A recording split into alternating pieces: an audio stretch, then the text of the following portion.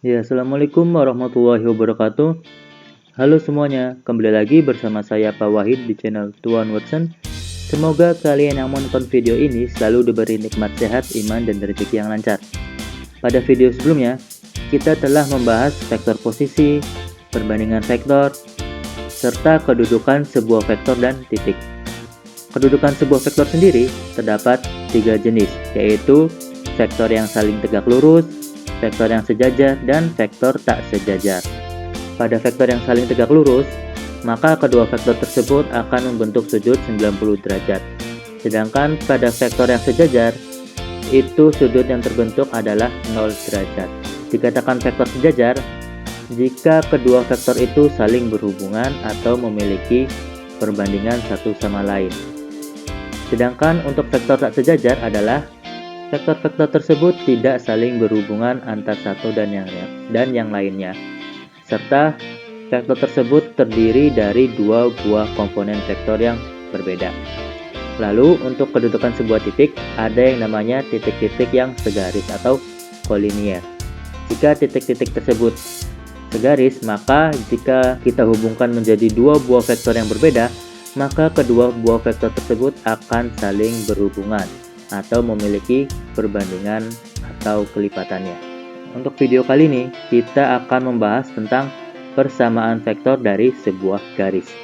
Jadi, siapkan terlebih dahulu alat tulis kalian, cari spot yang nyaman agar materi yang Bapak berikan bisa dicerna dengan baik. Langsung saja, tanpa berlama-lama lagi, kita masuk ke pembahasan. Sekarang kita masuk ke pembahasan tentang persamaan vektor dari sebuah garis. Apakah kalian sudah ada yang tahu apa itu persamaan dari sebuah vektor? Ya, kalau belum tahu, mari kita simak pembahasan berikut. Nah, jadi jika terdapat sebuah garis, ini kita misalkan adalah garis N, yang mana pada garis N ini terdapat titik A. Titik A ini mempunyai arah yaitu vektor P. Kemudian ada titik R yang searah dengan vektor P.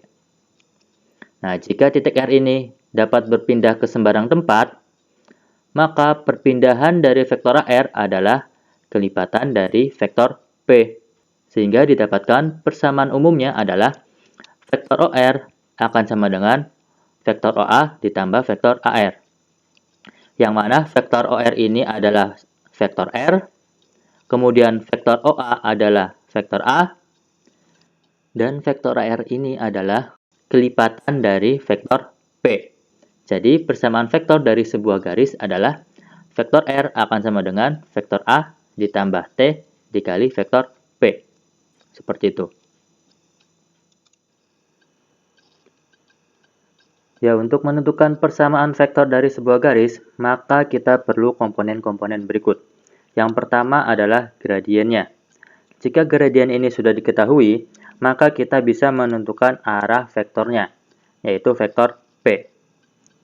Selain dua komponen tersebut, kita juga harus tahu titik yang terletak pada garis atau kita sebut dengan vektor A. Jika ketiga komponen tersebut sudah diketahui, maka kita bisa menentukan persamaan vektor terhadap garis, yaitu vektor R akan sama dengan vektor A ditambah T dikali vektor P. Ya, kemudian untuk menentukan gradien dari sebuah garis, kita bisa menggunakan beberapa cara.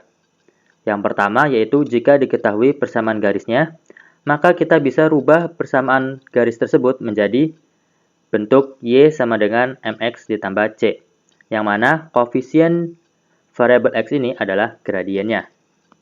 Contoh, misalkan di sini ada persamaan garis yaitu negatif 7X ditambah 3Y sama dengan negatif 4. Kemudian kita rubah posisinya menjadi 3Y akan sama dengan 7X kurangi 4. Kemudian kedua ruas kita bagi dengan 3, sehingga didapatkan Y sama dengan 7 per 3X dikurangi 4 per 3.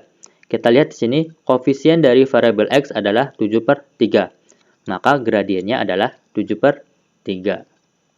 Kemudian cara kedua, yaitu jika diketahui dua buah titik, maka kita menggunakan cara M sama dengan Y2 dikurangi Y1 per X2 dikurangi X1.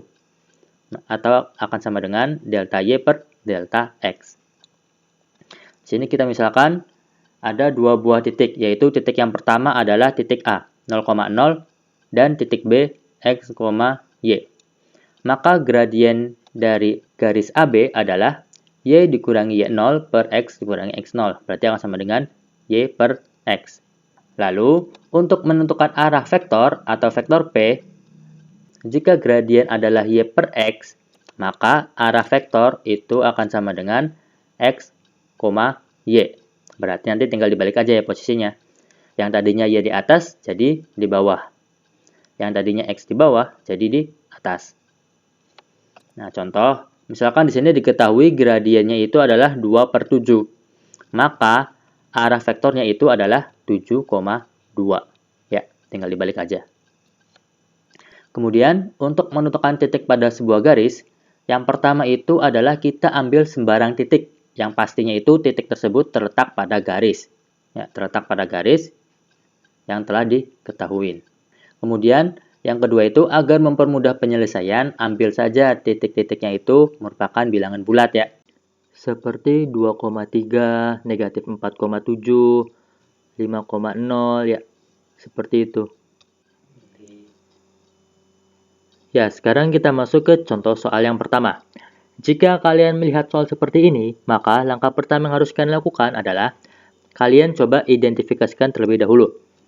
Di sini diketahui yaitu titik A dengan koordinat 2,1 dan gradien dari sebuah garis yaitu 3 per 4. Kemudian yang ditanya adalah persamaan vektornya. Berarti untuk mencari persamaan vektor adalah vektor R akan sama dengan vektor A ditambah T dikali vektor P. Nah, di sini kan vektor A-nya itu adalah 2,1 ya. Kita sudah ketahui. Nah, berarti sekarang kita tinggal cari vektor P-nya. Untuk mencari vektor P, kita bisa melihat dari gradiennya. Kalau gradiennya 3 per 4, berarti vektor P-nya itu adalah 4,3. Nah, berarti sekarang kita sudah mengetahui komponen vektor A dan komponen vektor P. Berarti kita bisa langsung substitusikan ke rumusnya. Berarti nanti vektor R akan sama dengan 2,1 ditambah T dikali 4,3. Ini adalah persamaan vektornya. Seperti itu. Ya, sekarang kita masuk ke contoh soal yang kedua. Jika kalian melihat soal seperti ini, maka langkah pertama yang harus kalian lakukan adalah kalian identifikasikan terlebih dahulu. Berarti di sini diketahui yaitu persamaan garisnya adalah 2x ditambah 5y sama dengan 1. Kemudian yang ditanya itu adalah persamaan vektornya atau vektor R. Berarti untuk mencari vektor R itu akan sama dengan vektor A ditambah T dikali vektor P. Berarti kita harus tahu dulu komponen vektor A dan komponen vektor P. Nah, sekarang kita coba untuk mencari komponen vektor P terlebih dahulu. Untuk mencari komponen vektor P, kita harus tahu gradiennya terlebih dahulu. Untuk mencari gradien dari persamaan 2x ditambah 5y sama dengan 1, kita bisa rubah dulu posisinya menjadi 5y sama dengan negatif 2x ditambah 1. Kemudian kedua ruas kita bagi dengan 5. Sehingga didapatkan y sama dengan negatif 2 per 5x ditambah 1/5. Nah, kemudian kita lihat di sini, koefisien dari x-nya itu adalah negatif 2 per 5.